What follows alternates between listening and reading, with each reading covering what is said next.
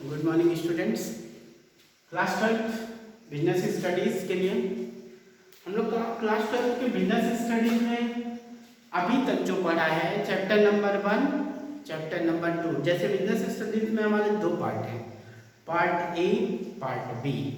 तो part A में chapter 1, chapter 2, chapter 3 पढ़ लिया हम लोगों ने, और चैप्टर नंबर जो पार्ट बी है उसमें हम लोग ने पार्ट बी का जो चैप्टर नंबर 9 है फिनेंशियल मैनेजमेंट हम लोग ने पढ़ लिया। 4 चैप्टर्स ये हो गए, और आज हम लोग एक नया चैप्टर फिर पार्ट बी का ही शुरू करते हैं जो कि कंज्यूमर प्रोटेक्शन एक्ट है, जो सबसे इम्पोर्टेंट चैप्टर माना जाता है इस पार्ट बी का, जहाँ से क्वेश्चंस आते हैं अच्छे खासे।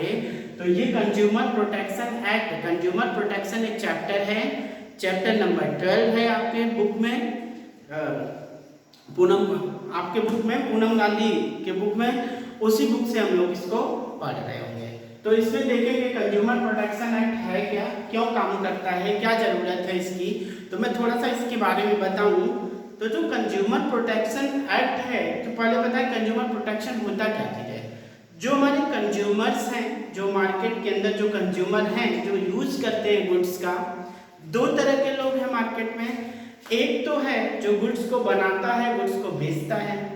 एक दूसरे तरह के लोग हैं जो गुड्स को कंज्यूम करते हैं, खरीदते हैं। तो जो गुड्स को कंज्यूम करते हैं, खरीदते हैं, उन लोगों का इग्नोरेंस होगा मार्केट में हो रहा था। कैसे?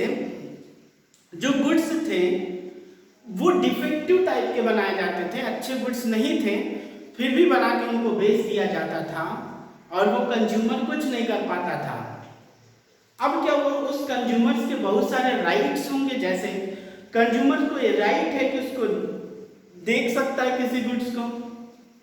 इसके पहले जब ये कंज्यूमर्स एक्ट बना, उससे पहले कोई भी इस तरह का प्रोविजन नहीं था कि कंज्यूमर अपने गुड्स को वापस कर सकता है, वो देख सकता है, वो मोर भाव प्राइसेस पे कर सकता है। ये सारी कोई फैसिलिटी प्रोवाइड नहीं थी। तो जो बिजनेसमैन थे इसका फायदा उठाते थे और वो गलत गुड्स क्या करते थे, बेचते थे। अब तो इतना तक है कि आपको पैकेट के ऊपर आपको कंटेंट भी लिख के देना है कि आप इसके अंदर क्या क्या मिलाए हैं। ये कंटेंट बिजनेसमैन को कंज्यूमर प्रोटेक्शन एक्ट से प्रोवाइड किया गया कि ऐसा आपको करना ही करना है। ये कंज्यूमर प्रोटेक्शन एक्ट जब आया तब। अब थोड़ा सा कहानी इसके बारे में सुनिए क्या है। जो कंज्यूमर प्रोटेक्शन एक्ट है, कंज्यूमर प्रोटेक्शन एक्ट 1986 में, 1986 के पहले लोग जो है बहुत ज्यादा कंज्यूमर्स जो थे वो प्रोड्यूसर्स क्या करते थे, उनका शोषण एक तरह से करते थे कि उनके गुड्स जो बनाते थे वो खराब क्वालिटी के होते थे लेकिन दाम ज्यादा लेते थे। कोई इस तरह का वो नहीं था, रूल नहीं था। तो सरकार ने सोचा क्यों नहीं कंज्यूमर्स की सेफ्टी के लिए, कंज्यूमर्स की सेफ्टी के लिए क्यों ना कुछ रूल्स बनाया जाए, कुछ रेगुलेशन। तो उसके लिए उसने सोचा और एक कंज्यूमर प्रोटेक्शन एक्ट बना दिया जो 1986 में बनाया गया था, जो 1986 में हमारे पार्लियामेंट में पास हो गया था। लेकिन 1 जुलाई 1987 में एग्जिस्टेंस में आया, इन्फोर्समेंट में आया, जो मार्केट के अंदर एप्लीकेबल हो गया। कब बना, कब? 1986 में। और कब एप्लीकेबल हुआ मार्केट में? 1 जुलाई 1987 में। 1 जुलाई 1987 में इसको क्या कर दिया गया, इन्फोर्समेंट में ला दिया गया, मार्केट के अंदर अप्लाई कर दिया गया। और जब ये क्यों कर दिया गया? क्योंकि कंज्यूमर्स का क्या हो रहा था, इग्नोरेंस हो रहा था। अब इग्नोरेंस भी होने के रीजन रहे होंगे ना कि क्यों इग्नोर कर रहे होंगे, क्योंकि जो हमारे कंज्यूमर्स थे ना वो कभी ऑर्गेनाइज्ड थे ही नहीं, एक थे ही नहीं। तो इसलिए उसका फायदा उठाते थे कौन, प्रोड्यूसर्स। जैसे मान लीजिए अगर मैं गुड्स खरीदा, आज गुड्स खरीदा और मुझे कुछ प्रॉब्लम हो गई उसके गुड्स से, बाबा रामदेव का मैंने तेल खरीदा, ऑयल, तो हमने लगा लिए सर में और बाल गिरने लगे सारे। आप बताइएगा इस समय तो मेरे पास है कि मैं केस कर सकता सकता हूँ क्योंकि मेरे पास रिड्रेसल एजेंसीज हैं। मैं एक वर्ड बोल रहा हूँ रिड्रेसल एजेंसी। तो रिड्रेसल एजेंसी का मतलब होता है कंज्यूमर कोर्ट। क्या होता है इसका मतलब?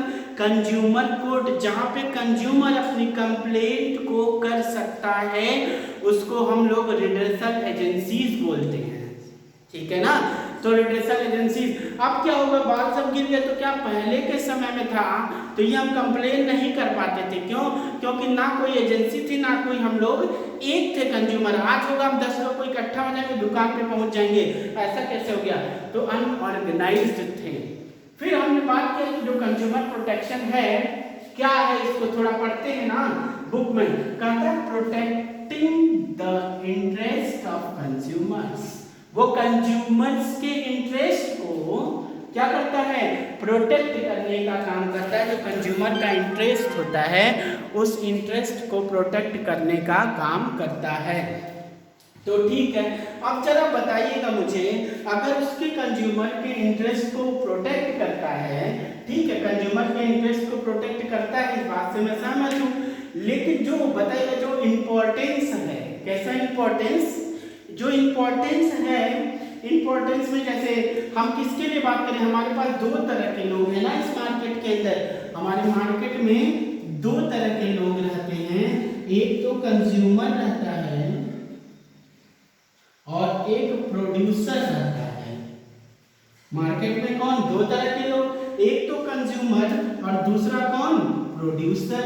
तो हम लोग जो कंज्यूमर प्रोटेक्शन एक्ट बनाया गया वो दोनों लोग के लिए बनाया गया, कंज्यूमर्स के लिए भी प्रोड्यूसर्स के लिए भी बेनिफिट होने लगा, दोनों को फायदा होगा इसका। अभी मैं कैसे बताऊंगा, जरा बताइएगा क्या इंपॉर्टेंस रहा होगा कंज्यूमर्स का, क्या इंपॉर्टेंस रहा होगा प्रोड्यूसर्स का। इस कंज्यूमर प्रोटेक्शन एक्ट 1986 को लाने का 1986 में बना, कब इन्फोर्समेंट में आया? 1 जुलाई 1987 में। याद रखिएगा, ऑब्जेक्टिव क्वेश्चन के लिए इंपॉर्टेंट है, ठीक है ना, डेट पूछ देगा। फिर क्या हुआ, इंपॉर्टेंस कैसा, किसके लिए पहले पढ़े हम? कंज्यूमर्स के पॉइंट ऑफ व्यू से पढ़े कि क्यों इंपॉर्टेंस है ये कंज्यूमर प्रोटेक्शन एक्ट। तो जो इंपॉर्टेंस है वो किसके पॉइंट ऑफ व्यू से? कंज्यूमर के पॉइंट ऑफ व्यू से पढ़ते हैं। फिर कंज्यूमर के पॉइंट ऑफ व्यू से क्या फायदा है कंज्यूमर के पॉइंट ऑफ व्यू से? पहला जरा बताएगा, ये कंज्यूमर प्रोटेक्शन एक्ट लाया क्यों गया होगा? क्यों लाया गया होगा? क्या रीजन रहा होगा? कंज्यूमर्स को क्या प्रॉब्लम थी जो कंज्यूमर प्रोटेक्शन एक्ट ला दिया गया होगा? तो बात सुनिएगा ध्यान से। सबसे पहले कंज्यूमर प्रोटेक्शन एक्ट इसलिए लाया, कंज्यूमर्स के लिए सोचिएगा, कंज्यूमर्स को क्या प्रॉब्लम थी कि कंज्यूमर प्रोटेक्शन एक्ट लाया गया? कंज्यूमर्स का इग्नोरेंस हो रहा था। कौन कर रहा था? वो बिजनेसमैन कर रहा था, जो बिजनेसमैन गुड्स बना रहा था वो उसका इग्नोरेंस कर रहा था। कैसा इग्नोरेंस? उसके हेल्थ का इग्नोरेंस कर रहा था, उसके राइट्स का इग्नोरेंस कर रहा था। उसको 1 केजी का सामान है तो पूरा 1 केजी नहीं देता था, इसके राइट्स का क्या कर रहा था? उसके राइट्स का इग्नोरेंस कर रहा था। कंज्यूमर्स के पास बहुत सारे राइट है जो मैं पढ़ूंगा, यहाँ लिखा हूँ राइट के बारे में। इन सब राइट्स को इग्नोर कर रहा था। हमारे पास राइट्स है हम उस गुड्स के बारे में जाने, हमारे पास राइट्स है हम उसका एजुकेशन प्राप्त करें, मिले हमको एजुकेशन हो, तो इन सब राइट्स को क्या होता था?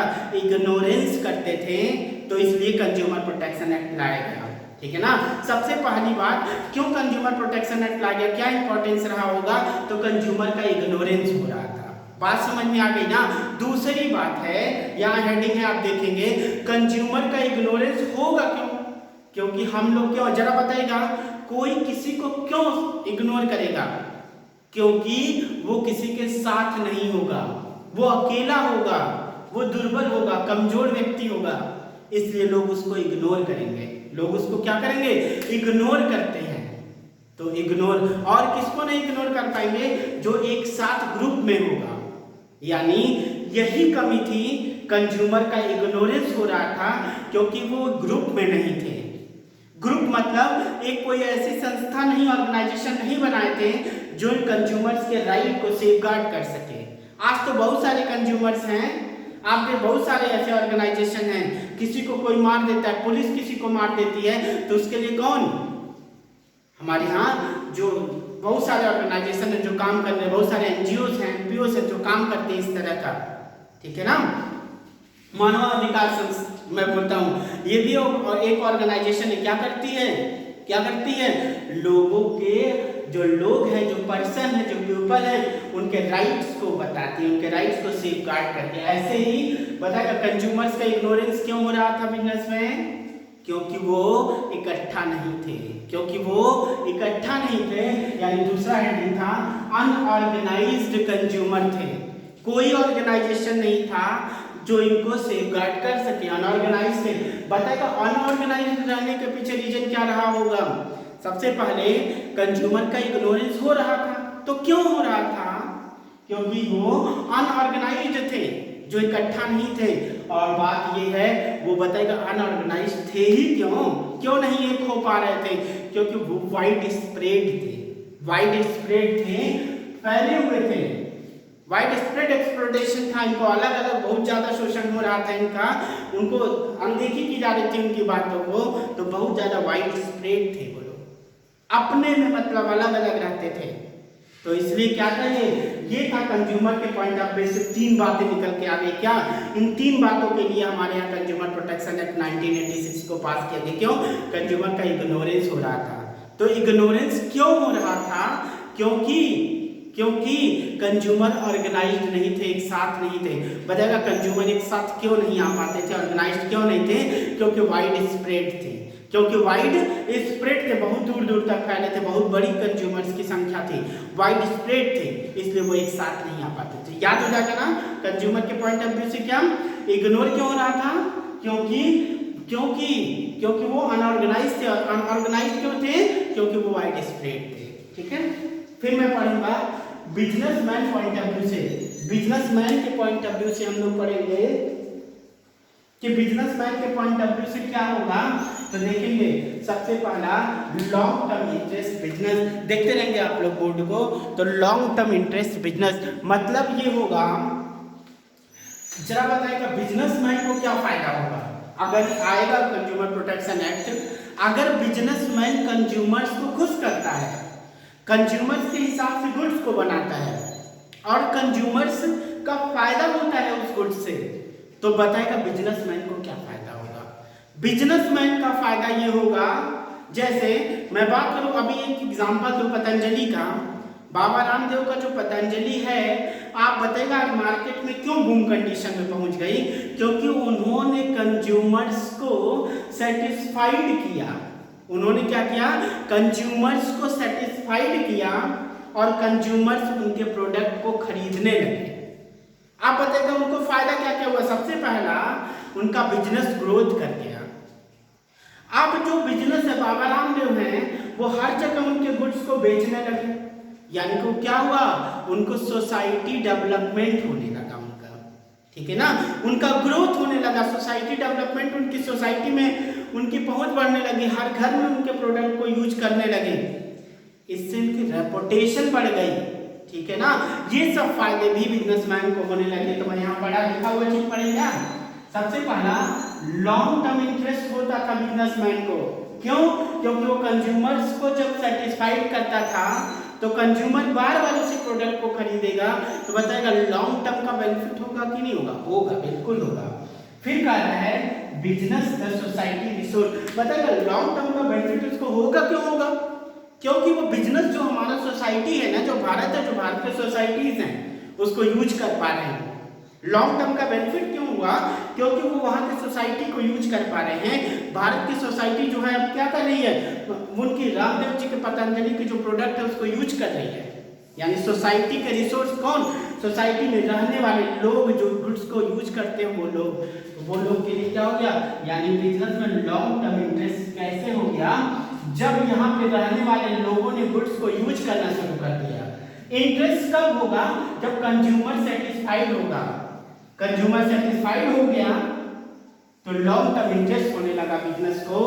ये क्यों हुआ, क्योंकि बिजनेस की जो सोसाइटीज थी उसको उन्होंने यूज करने लगे, रिसोर्स था वो। उसके बाद बताएगा जब अगर लोगों का जो रिसोर्स है, जैसे रिसोर्स की मैं बात करूं, रोड हो गया, ट्रांसपोर्टेशन हो गया, जो पेड़ पौधे हो गए, जो खेत हो गया, एग्रीकल्चर किसान हो गया, ये सारे जो रिसोर्स जब यूज करने लगे तो बताएगा सोसाइटी उनका डेवलप लॉन्ग टर्म इंटरेस्ट मिला कब, जब उन्होंने सोसाइटी के रिसोर्स को यूज किया। और जरा बताएगा सोसाइटी के रिसोर्स को अगर वो यूज करते हैं तो उनकी कुछ जिम्मेदारी बनती है सोसाइटी डेवलपमेंट की, सोशल रिस्पॉन्सिबिलिटी बनती है। जैसे मैं बिजनेस की बात करूँ, पार्ले जी का एक एग्जांपल ले लूँ, वो लॉन्ग टर्म इंटरेस्ट क्या हुआ, क्योंकि वो सेटिस्फाइड किया कंज्यूमर्स को कम रेट में अच्छे बिस्किट बनाना, कंज्यूमर को सेटिस्फाइड किया, लॉन्ग टर्म इंटरेस्ट हुआ। जब लॉन्ग टर्म इंटरेस्ट होने लगा, क्यों हुआ लॉन्ग टर्म इंटरेस्ट, क्योंकि वो सोसाइटी के रिसोर्स को यूज किया, एग्रीकल्चर प्रोडक्ट को यूज किया, ये भी तो एक रिसोर्स ही है। जहाँ पे फैक्ट्री है वहाँ के लैंड को यूज किया, ये भी तो रिसोर्स ही है। वहाँ पर जो लोग हैं, जो वर्कर हैं, काम कर रहे हैं, उनको यूज किया, ट्रांसपोर्टेशन यूज किया, इन्वायरमेंट को यूज किया जो कि पॉल्यूट करता है, इन सब को यूज करके क्या हुआ, सोसाइटी के रिसोर्स को यूज करेंगे। जरा बताएगा, कंपनी लगाएंगे पॉल्यूशन करेंगे, रोड पे चलेंगे तो रोड को तोड़ेंगे, पेड़ कंपनी लगाएंगे तो पेड़ को काटना पड़ेगा। जरा मुझे बताइए कि इतना अगर हो रहा है प्रॉब्लम, तो इस प्रॉब्लम से बचाएगा कौन, वो कंपनी वाले ना। तो उनकी कुछ सोशल रिस्पॉन्सिबिलिटी भी बनती है कि वो कंपनियों के लिए सोसाइटी डेवलपमेंट का काम करें। जैसे गीडा में बहुत सारे प्लांट लगाए गए हैं, पेड़ लगाए गए हैं, कौन लगाए, वो कंपनियां लगाई हैं, तो उनकी क्या बन गई, सोशल रिस्पॉन्सिबिलिटी बनती है, ठीक है ना। लॉन्ग टर्म फायदा हुआ, क्यों, क्योंकि सोसाइटी के रिसोर्स को यूज किए, सोसाइटी के रिसोर्स को यूज करेंगे तो बताएगा सोशल रिस्पॉन्सिबिलिटी क्रिएट होगी कि नहीं होगी। फिर बताइए सोशल रिस्पॉन्सिबिलिटी अगर होगी तो इथिकल जस्टिस होगा कि नहीं। इथिकल जस्टिस का मतलब समझिएगा, इथिकल जस्टिस मतलब होता है लोगों के साथ न्याय होना चाहिए, लोगों के साथ क्या न्याय होना चाहिए, कैसा, मोरल होना चाहिए, इथिकल होना चाहिए। जैसे मैं बात करूं कि अगर हम किसी के रिसोर्स को यूज कर रहा है, जैसे मान लीजिए हमने चौरी चौरा में एक कंपनी लगा दिया और बहुत सारे वहाँ पे क्या कर दिया, बहुत सारे पॉल्यूशन वहाँ पे निकलते हैं, बहुत सारे डस्ट निकलता है जो नालों के रास्ते नदियों में जाता है। तो मेरा काम होता है कि उसको थोड़ा सा स्वच्छ करने का काम, थोड़ा सा उसको क्लीन करने का काम। वहाँ पे हम एयर पोल्यूशन फैलाते हैं तो वहाँ पे क्या प्लांटेशन करवा दें। ये सारी बातें हैं। इथिकल जस्टिस तब होगा जब हम कंज्यूमर्स की सेफ्टी का भी काम करेंगे, ये इथिकल जस्टिस होता है, ठीक है ना। इथिकल जस्टिस होता है, मॉरल जस्टिस होता है, खुद का जो जस्टिस है। उसके बाद जरा बताएगा ये सब काम करेंगे, सोसाइटी डेवलपमेंट का काम करेंगे, गुड्स में अच्छे से गुड्स प्रोवाइड करेंगे। बताएगा सरकार का इंटरवेंशन कम होगा कि नहीं होगा, सरकार हमको कम इंटरफेयर करेगी मेरे मानने में, योगा गवर्नमेंट का इंटरफेरेंस क्या होगा, कम होगा। लॉन्ग टर्म इंटरेस्ट कब होगा, जो सोसाइटी के रिसोर्स को यूज करेगा, सोसाइटी के रिसोर्स को यूज करेगा तो सोशल रिस्पॉन्सिबिलिटी क्रिएट होगी, प्लांटेशन करवाना पड़ेगा। और जब सोशल रिस्पॉन्सिबिलिटी होगी तो केवल बातों में नहीं कि पेड़ लगवा दिया, उसको वास्तव में करके दिखाना होगा, तो इसका जस्टिस करना पड़ेगा। और अगर ये सब बातें कर देंगे तो सरकार का इंटरफेरेंस कम हो जाएगा। ये हमारे पॉइंट ऑफ व्यू से था, किसके, बिजनेसमैन के पॉइंट ऑफ व्यू से, ठीक है ना। फिर हम आते हैं कंज्यूमर्स के क्या क्या राइट्स प्रोवाइड किए गए, कुछ राइट्स दिए गए, उस राइट्स को हम लोग बात करेंगे, उस राइट्स के बारे में हम लोग डिस्कस करेंगे। तो क्या बताएगा, राइट टू सेफ्टी। सबसे पहले कंज्यूमर्स के पास राइट होता है अपने आप को सेफगार्ड करने का, उसके पास सेफ्टी का क्या होता है, जैसे मान लीजिए कोई गुड्स बनाई जाती है, उस गुड्स की ऐसी पैकिंग होनी चाहिए कि जिससे जो कंज्यूमर गुड्स लेके जा रहा है उससे सेफगार्ड हो सके। जैसे ऑयल देख लीजिए, जो मस्टर्ड ऑयल होता है, जो सरसों का तेल होता है, जो पैकेट में आता है उसकी पैकेट ऐसी होती है, आप गिरा दीजिए कई फ्लोर से तो टूटने वाला नहीं था।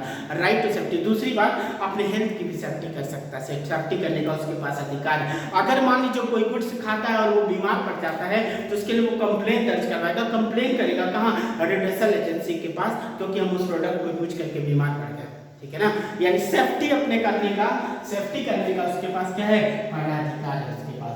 राइट टू इंफॉर्मेशन, वो किसी गुड्स के बारे में पूरी जानकारी दे सकता है, किसी गुड्स के बारे में अगर बिजनेसमैन है उससे पूरी जानकारी लेने का उसके पास अधिकार है। इसी राइट्स के थ्रू गुड्स के पैकेट के पीछे उसके कंटेंट लिखे होते हैं, इसमें क्या क्या बना हुआ है, ये कब यूज करना है, किसके साथ यूज करना है, कैसे यूज करना है, ये सारी बातें पैकेट के पीछे लिखी जाती है। राइट टू इंफॉर्मेशन, ठीक है ना। Right to information. उसके बाद जरा बताएगा मेक द चॉइस। हम दुकान पे जाएं हमारे पास अधिकार है कि हम उसको चॉइस है, मेरे पास चाहे हम ये ले चाहे वो ले। लेकिन पहले क्या था, थोपा जाता था, आपको इसको खरीदना ही खरीदना। हमारे पास राइट है, हम खरीदे या ना खरीदे, राइट टू चॉइस है मेरे पास। क्या है, राइट टू चॉइस है, जो मर्जी हमको वो खरीदेंगे।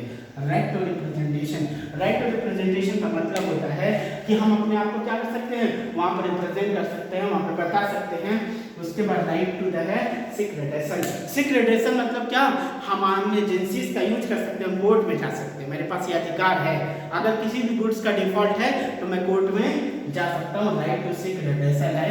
Right to consumers education, consumers के पास ये अधिकार है कि वो उस तरह का जो बिजनेस है उससे रिलेटेड क्या, उससे रिलेटेड एजुकेशन को प्राप्त कर सके, उससे रिलेटेड एजुकेशन उसको मिले। इसको हम लोग बोलते हैं क्या चीज, right to education. Right to education. अब जो रिस्पॉन्सिबिलिटी है, कुछ रिस्पॉन्सिबिलिटीज हैं। Right to be exercise, rights must be exercise, यानी अपने राइट्स को उसको यूज करना उसकी रिस्पॉन्सिबिलिटी है, जिम्मेदारी है कि उसको अपने राइट्स को यूज करना। ये सारा जो राइट्स उसको दिया गया है, उस राइट्स को उसको यूज करें, ये बिजनेसमैन की पहली रिस्पॉन्सिबिलिटी होती है। ठीक है। कॉन्शियस कंज्यूमर्स जो होता है, इसका मतलब कॉन्शियस कंज्यूमर्स जो होते हैं, इसमें होते हैं कि, एक मिनट के लिए मैं बता रहा हूँ यहाँ से।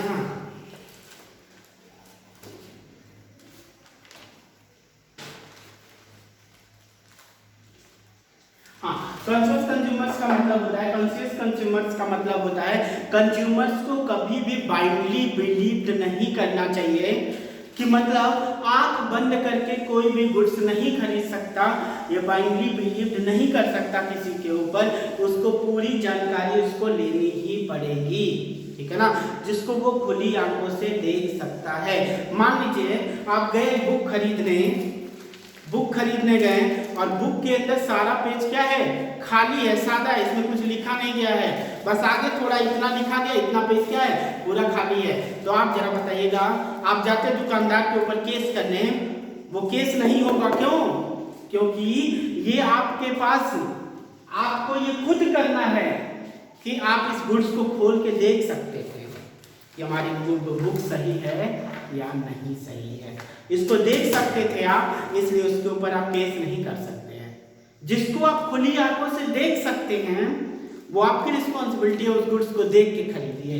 ठीक है ना, ये होता है क्या चीज, conscious consumers.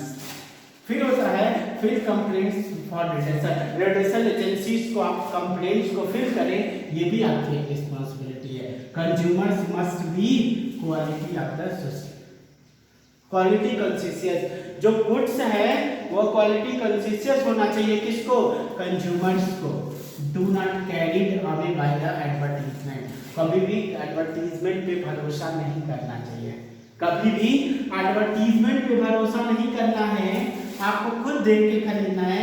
Insist after cash memo, जब आप कोई गुड्स खरीदे तो ये आपकी रिस्पॉन्सिबिलिटी आपकी है कि आप उसके कैश मेमो को जरूर लें। क्योंकि मान लीजिए मैं ये कैलकुलेटर खरीदने गया और ये कैलकुलेटर खरीद के लाया, इसका कैश मेमो नहीं है और ये कैलकुलेटर खराब हो गया, 1 साल की वारंटी थी, मैं इसको गया वापस करने, वो मना कर दिया, हमसे कैश मेमो मांग लिया, मैंने कैश मेमो लिया ही नहीं था, ये गुड्स वापस नहीं हो सकता, उसके ऊपर केस नहीं हो सकता।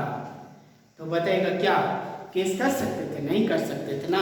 इसलिए कब कोई भी गुड्स खरीदे क्या, कैश मेमो इंसिस्ट करना चाहिए, जरूर लीजिएगा। उसमें आपके पास ये रिस्पॉन्सिबिलिटी है कि कैश मेमो वहाँ पे लीजिए उससे।